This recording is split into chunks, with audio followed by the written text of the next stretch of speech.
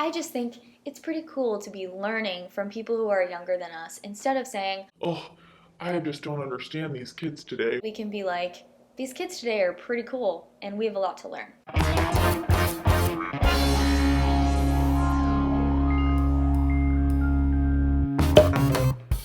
Hi friends, I'm Jenica Hill. Welcome to or welcome back to my channel, which is all about embracing and celebrating your full magical self. Because you, my friend, are magical. Today I'm coming at you with my exercise bike. My husband and I got this at Scott's Antique Market. Definitely recommend if you live in Atlanta. And we were shopping for furniture, but we only got this bike and like a stool. This thing looks really cool and it's fun, but I barely ever ride it because it's really loud. Do you want to hear? Let's talk about Gen Z. Gen Z as a generation has really been inspiring me lately, and I feel like can teach us all a lot about being our full magical selves. I want to talk about them. So I'm also wearing my AOC sweatshirt, and I know she's technically a millennial, but I associate her with a lot of the progressive ideals that I also associate with Gen Z. And this is not a video about politics. If you're triggered by this sweatshirt, then but we're not talking about politics today. We're talking about Generation Z. I've done a lot of writing about Generation Z actually for one of my writing jobs. I just feel like Generation Z as a whole is really cool. We're gonna get into it. Before I start this little convo video, here's a disclaimer you need to know.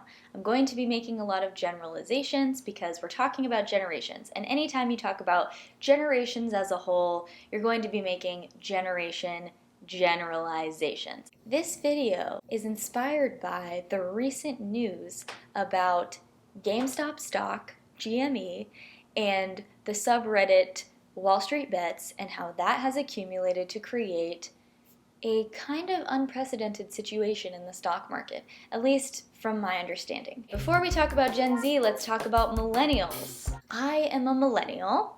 I feel like millennials have gotten kind of a bad rap for being entitled, whiny, the Peter Pan generation, we never grow up. Here's my take on why that might be the case. Millennials, a lot of us anyway, were raised by baby boomers, and baby boomers came of age and got jobs in the 80s, when basically the way things worked, you got a job and you could rise up in the ranks in that job, have a pension, have good benefits, you weren't worried about Social Security, and you could kind of have a successful career and a stable financial situation. Obviously, not everybody in the 80s was financially stable. Certain people were never in that situation because of systemic racism and inequality and things like that. I'm fully aware that I'm coming at this topic from the perspective of a privileged white person who grew up in a middle to upper middle class family, and my perspective is completely clouded by my own lens of the world. And I just want to acknowledge that not everybody had my experience. When a lot of us millennials went to college, we thought,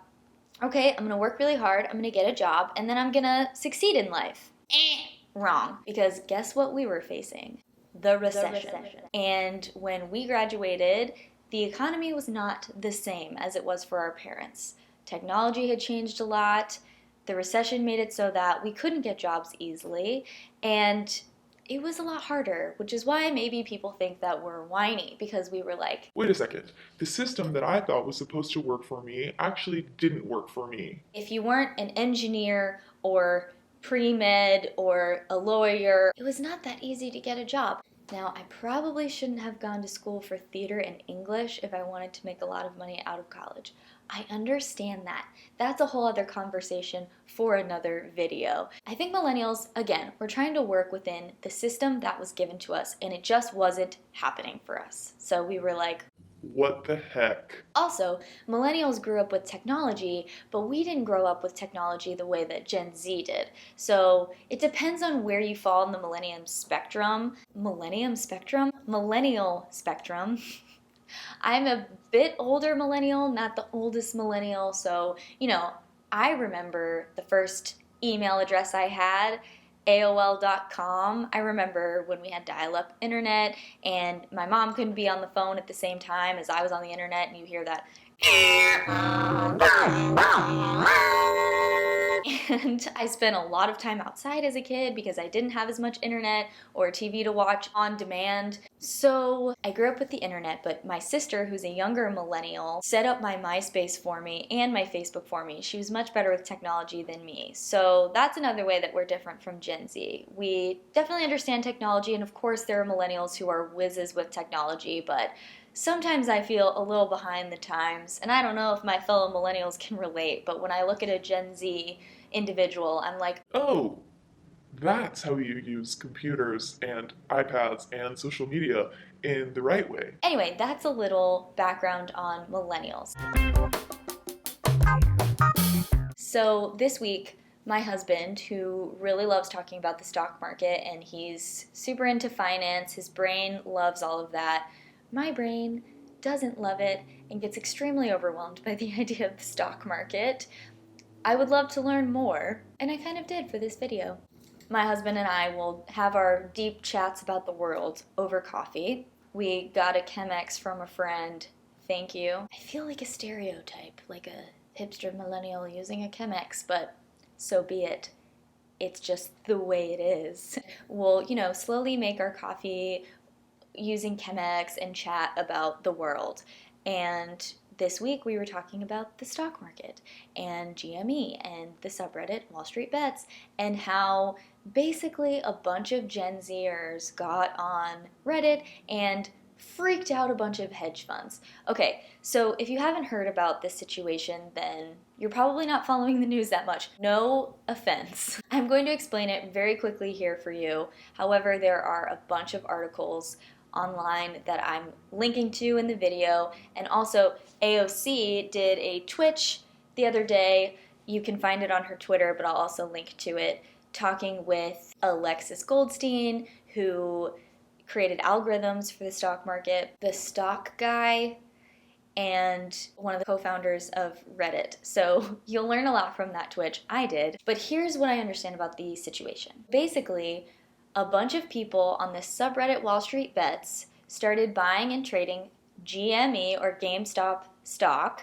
because a bunch of hedge fund managers, and hedge funds are basically like the big players in the stock market. They control a lot of the stock market and have a lot more power and money than regular people like you and me. They had shorted stocks like GameStop and BlackBerry and AMC and basically companies that they thought wouldn't succeed. So when you short a stock, basically what you're doing is betting that the company will start to fail, that their stock will lose value. You basically have an infinite amount of money that you could lose. So if the stock increases in value, it's not a good situation for people who have shorted that stock. Okay, from my understanding, the subreddit group Wall Street Bets was a bunch of young people at first that were deciding, okay, we're going to trade this stock, GME, and basically squeeze the hedge funds and people who are shorting the market out of their shorts. I'm explaining this kind of terribly, so just please look up the articles and learn about it. I know that a lot of people, not just Gen Z, were doing this, but from my understanding, it was a bunch of like 17 to 24-year-olds at first who were doing this. Now what's happened and why it's all over the news is that the stock market started to, or the stock exchange started to freeze some of these stocks and wouldn't allow people to trade within them because that's what they do when they're trying to control what's going on. And then Robinhood, which allows people like you and me to trade stocks using less money than you normally use and there aren't fees associated and all that, stopped allowing retail traders, which are people like you and me, well, unless you're watching this and you're part of a hedge fund or something, which thanks for watching. But anyway, people like you and me weren't allowed to trade anymore on Robinhood. So that alerted people like AOC and other politicians who were like, wait a second, that seems unfair, and that doesn't seem like that's the free market system that everybody likes. So this is why this is not a political video, because actually Republicans and Democrats alike have been agreeing on this, and there's a class action lawsuit, I believe, against Robinhood. Basically, they might be in trouble. And listen, we don't know what's going to happen with this situation. It could blow up in our faces, and It could be really bad for people who rely on the stock market for retirement. I don't want anything bad to happen for people, especially people who don't have a ton of money and they're just using the stock market. I don't know. Obviously, people who use the stock market have disposable income. So we're talking about like a certain group of people. But I was hearing that there was a guy who took $4,000 and turned it into $67,000 using this situation. Okay. So I think a lot of people made a lot of money who wouldn't have otherwise. And that's kind of the point. So let's get to Gen Z.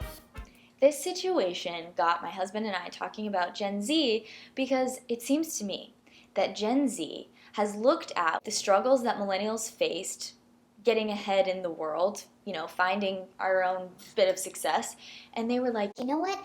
I am not going to live within the system. I am going to revamp the system using the tools that I have. Like social media. This whole subreddit situation to me says, okay, as a collective group of young people or anybody, we can come together and change or shake up a system that has been in place for so long and basically controls our entire economy like the stock market.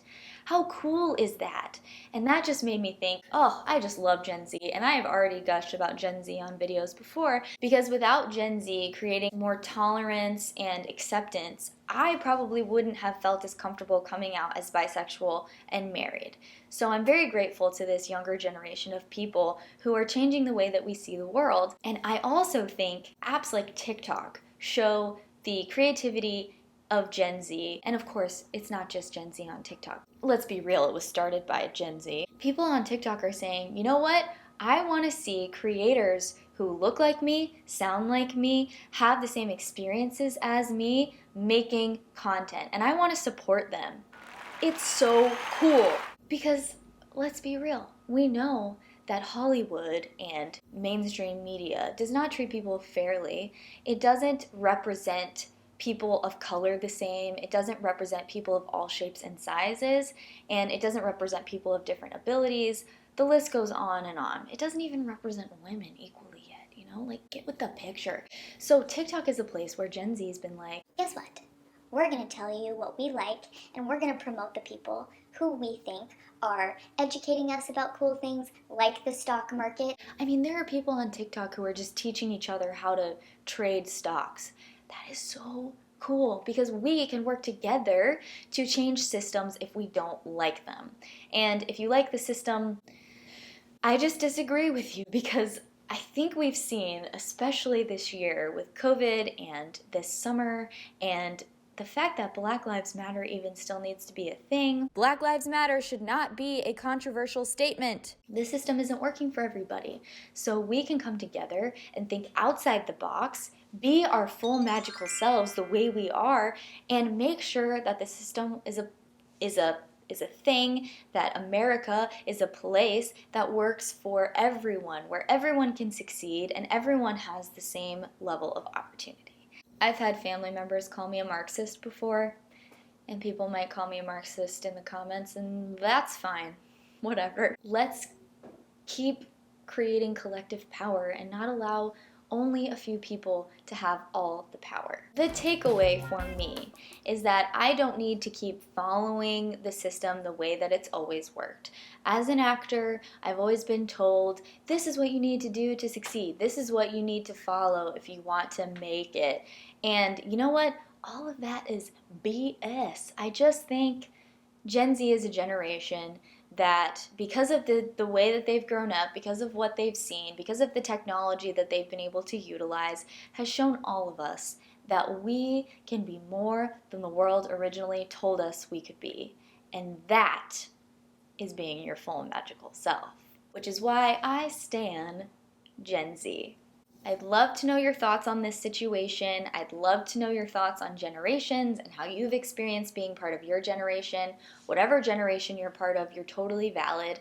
I just think it's pretty cool to be learning from people who are younger than us instead of saying, Oh, I just don't understand these kids today. we can be like, these kids today are pretty cool and we have a lot to learn. Thank you so much for watching. If you haven't subscribed to my channel, please do so. If you've already subscribed, thank you, thank you, thank you. Whatever generation you're part of, Go out and be your full magical self today.